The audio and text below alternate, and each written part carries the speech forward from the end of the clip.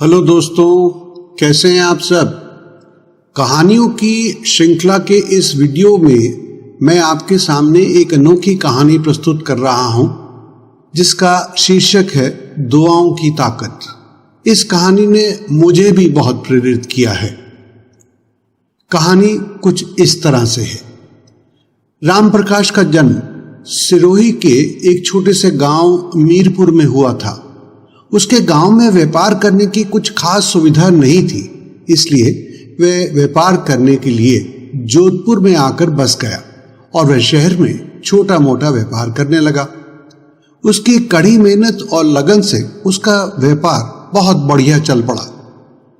एक बार राम प्रकाश को अपने गांव के दोस्तों और पड़ोसियों की बहुत याद आई, तो वह उनसे मिलने गांव पहुंच गया। गांव में पहुंचकर राम प्रकाश सभी गांव वालों से मिला और शहर में अपने व्यापार और तरक्की और शहर की दुनिया के बारे में बहुत सारी बातें करने लग पड़ा। गांव में राम प्रकाश का एक मित्र था जो दर्जी का काम करता था। उसका नाम था सुखीराम। अपने मित्र सुखीराम को मिलने राम प्रकाश उसकी दुकान पर ही चला गया और वहां जाके देखता है कि उसकी दुकान पर कपड़े सिलवाने वालों की लाइन लगी हुई है। उनमें से कई लोग तो दूसरे गांव से भी आए हुए थे। जो लोग कपड़े सिलवाने के लिए उसके पास आए थे वे देखने में बहुत भले और अच्छे लग रहे थे, लेकिन उन सभी के बीच में एक ऐसा व्यक्ति भी था जो दिखने में बहुत गंदा लग रहा था। उसके कपड़े जगह जगह से फटे हुए थे। दिखने में वह एक भिखारी की तरह ही लग रहा था। दुकान में उपस्थित सभी लोग अपनी बारी का इंतजार कर रहे थे, लेकिन सुखीराम था उस भिखारी जैसे दिखने वाले व्यक्ति को देने के लिए उसके नए कपड़े पैक कर रहा था। जब सुखीराम ने उस व्यक्ति को कपड़ों का बैग पकड़ाया तो व्यक्ति बहुत खुश हुआ और सुखीराम के सिर पर हाथ फेरकर उसे आशीर्वाद दिया और साथ ही उसके बच्चों के लिए भी दुआएं दी और कपड़ों के बिना पैसे चुकाए वहां से चला गया। सुखीराम उस व्यक्ति से आशीर्वाद पाकर मुस्कुराने लगा। राम प्रकाश ये देखकर सुखीराम से पूछता है, छोटे भाई, तुमने ये क्या किया? उस व्यक्ति से बिना रुपए लिए ही कपड़े दे दिए और अब मुस्कुरा भी रहे हो। अब सुखीराम बोला, बड़े भाई, वह व्यक्ति अभी अभी तो मुझे कपड़ों के दाम देकर गया है, आपने देखा नहीं क्या? राम प्रकाश सुखीराम की बात सुनकर हैरान रह जाता है और वहां पर बैठे हुए अन्य लोगों से पूछता है, भाइयों, क्या आपने देखा कि वह व्यक्ति कपड़ों का दाम चुका कर गया कि नहीं? वहां पर बैठे लगभग सभी व्यक्ति बोले, हमने तो उसे कपड़ों का दाम चुकाते हुए नहीं देखा। राम प्रकाश फिर से सुखीराम से बोला, हम में से किसी ने भी उस व्यक्ति को तुम्हें कपड़ों का दाम देते हुए नहीं देखा है। वह तुम्हें मूर्ख बनाकर कपड़े ले गया है। अब सुखीराम बोलता है, बड़े भाई, क्या आपने अभी उस व्यक्ति को मुझे और मेरे परिवार को बहुत सी दुआएं देते हुए नहीं देखा था? अब मैंने कब कहा कि वह मुझे रुपए देकर गया है? और वह मेरे दिए हुए कपड़ों का दाम अपनी दुआओं और आशीर्वाद में देकर ही तो गया है। अब इससे बड़ा मेहनत का फल क्या होगा कि मेरे साथ साथ मेरे परिवार को भी सच्चा आशीर्वाद मिल गया। सुखीराम बोला, मेरे स्वर्गीय पिताजी ने मुझे कहा था, जिसके पास जो है उससे वही मेहनताना लो। पैसे से पेट भरेगा तो दुआओं से सुख और शांति मिलेगी। वह व्यक्ति बहुत गरीब था, उसके पास खाने तक के तो पैसे थे नहीं, तो उसने मुझे अपना आशीर्वाद दे दिया। इसके बाद कुछ इधर उधर की बातें कर राम प्रकाश सुखीराम से विदा लेकर शहर के लिए वापस निकल पड़ा। देखते ही देखते 15 वर्ष बीत गए और राम प्रकाश इस घटना को भूल ही गया।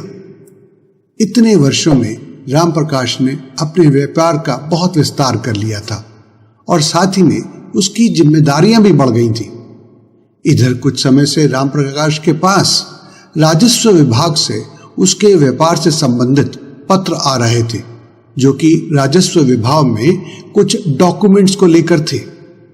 राम प्रकाश व्यापार में बहुत अधिक व्यस्त होने के कारण इस तरफ ध्यान ही नहीं दे पा रहा था। आखिरकार रामप्रकाश एक दिन समय निकालकर राजस्व विभाग चला जाता है। हाँ, एक और बात, उसने कोई अपॉइंटमेंट नहीं ली थी। राजस्व विभाग में उप आयुक्त यानी कि डिप्टी कमिश्नर से मिलने के लिए वह दरबान को अपने नाम की एक पर्ची और आने का कारण बताता है। दरबान अंदर उपायुक्त के पास जाता है और तुरंत वापस आकर रामप्रकाश को अंदर आने के लिए कहता है।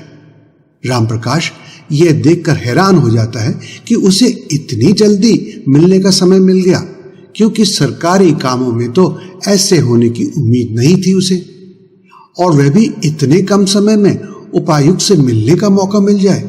ये तो बहुत हैरानगी की बात थी। रामप्रकाश उपायुक्त के कमरे में प्रवेश करता है और जैसे ही वह कमरे में आता है तो देखता है कि एक नौजवान युवक उपायुक्त की कुर्सी पर बैठा हुआ है, और तुरंत वह युवक उठकर रामप्रकाश के पास आता है और उसके पैर छूता है और बड़े ही आदर के साथ रामप्रसाद को कुर्सी पर बैठाता है। यह देखकर रामप्रकाश ठगा सा रह जाता है और उसके अच्छे व्यवहार से अपनी बुद्धि पर जोर डालने लगता है कि कहाँ देखा है इस युवक को। तभी वह उस नौजवान की आवाज से चौंक जाता है। ताऊ जी, आपने मुझे पहचाना नहीं क्या? मैं आपके मित्र सुखीराम दर्जी, जिसे आप छोटा भाई भी कहकर बुलाते थे, उनका बेटा सुबोध कुमार। जब आप हमारे घर आते थे तो आप हमारे लिए बहुत अच्छी अच्छी किताबें और खिलौने लाया करते थे। पिछले वर्ष ही पिताजी का स्वर्गवास हो गया। वे अक्सर आपके और अन्य दोस्तों के बारे में बातें किया करते थे। आप लोगों के आशीर्वाद और दुआओं के कारण आज मैं इस पद पर बैठने में सक्षम हो पाया हूं। रामप्रकाश अपने सामने बैठे उपायुक्त सुबोध कुमार को देखकर ऐसा महसूस कर रहा था कि जैसे वह सुखीराम दर्जी का नहीं बल्कि उसका बेटा है। अब रामप्रकाश के मस्तिष्क में 15 साल पहले वह घटना एकदम से ताजा हो गई।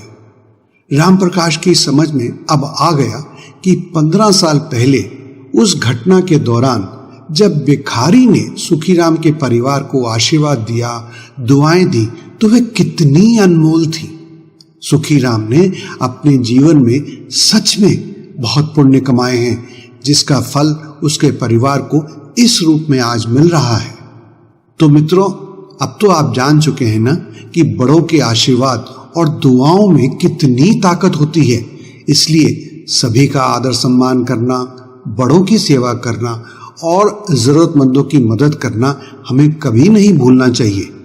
इस तरह की सेवा भाव से मिलने वाला आशीर्वाद और दी हुई दुआएं कभी व्यर्थ नहीं जाती हैं। दोस्तों, कैसी लगी आपको ये कहानी? और इस कहानी के प्रति आपके पास कोई विचार हैं तो हमें इस वीडियो के कमेंट बॉक्स में ज़रूर लिखें। मैं आशा करता हूं कि हमारे द्वारा कहानियों के वीडियोस आपको बहुत अच्छे लगते हैं और आपको इससे अच्छी प्रेरणा भी मिलती है। अगर आपके पास भी कोई अच्छी और सच्ची कहानी है तो वह आप हमसे शेयर कर सकते हैं। हम आपका नाम लेकर उस कहानी को वीडियो के रूप में इस चैनल में डालेंगे, जिससे बहुत सारे लोगों को फायदा होगा और प्रेरणा भी मिलेगी।